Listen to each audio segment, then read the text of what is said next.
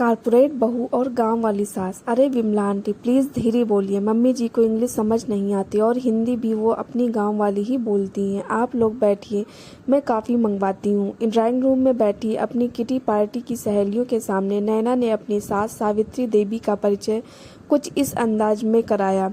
सावित्री देवी जो हाथों में पानी की ट्रे लिए खड़ी थी ने एक फीकी मुस्कान के साथ सबको नमस्ते किया और चुपचाप रसोई में चली गई। नैना ने राहत की सांस ली। उसे अपने मॉडर्न लाइफस्टाइल और हाई प्रोफाइल सहेलियों के बीच अपनी देहाती सास को लाना अपनी शान के खिलाफ लगता था। नैना एक मल्टीनेशनल कंपनी में एचआर मैनेजर थी और उसका पति समीर एक बड़ा बिजनेसमैन। सावित्री देवी गांव की एक सीधी सादी महिला थी जिन्होंने स्कूल का मुंह तो नहीं देखा था, लेकिन जिंदगी की पाठशाला में उन्होंने बहुत कुछ सीखा था। मगर नैना के लिए इंसान की परख सिर्फ उसके कपड़ों, अंग्रेजी बोलने के लहजे और उसकी डिग्री से होती है।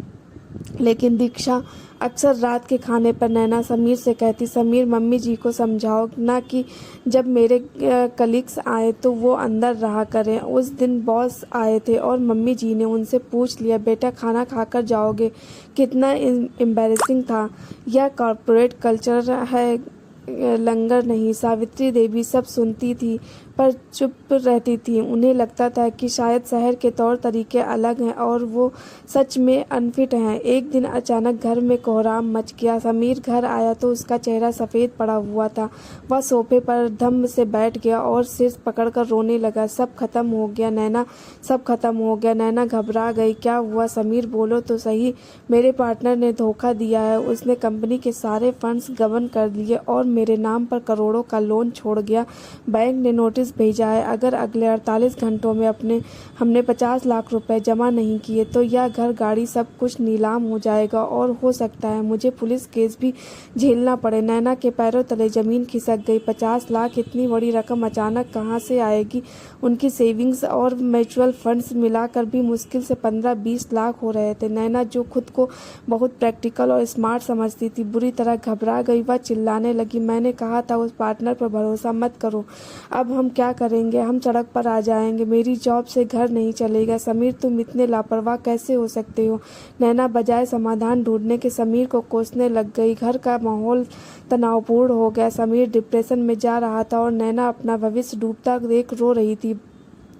तभी सावित्री देवी अपने कमरे से बाहर आई। उनके हाथ में एक पुराना लोहे का संदूक था। नैना ने चिढ़कर कहा, मम्मी जी प्लीज़ अभी आप अपनी पुरानी कहानियों का पिटारा लेकर मत बैठिए।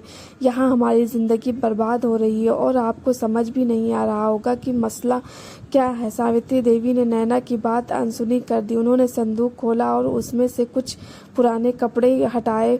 नीचे कुछ कागजात और गहनों की पोटलियां रखी थी। उन्होंने वो पोटलियां और कागज समीर के सामने मेज पर रख दी। ये क्या है माँ? समीर ने हैरान होकर पूछा। बेटा, सावित्री देवी ने शांत स्वर में कहा, तेरे दादाजी ने मेरे नाम पर गांव में जो पुश्तैनी जमीन की वसीयत की थी, ये उसके कागज हैं। पिछले साल ही वहाँ हाईवे निकला है तो इसकी कीमत अब 80 लाख के आसपास है। मैंने पटवारी से बात कर रखी थी और ये कुछ सोने के सिक्के और जेवर हैं जो मैंने तेरी शादी और बुरे वक्त के लिए बचा कर रखे थे। नैना और समीर सन्न रह गए।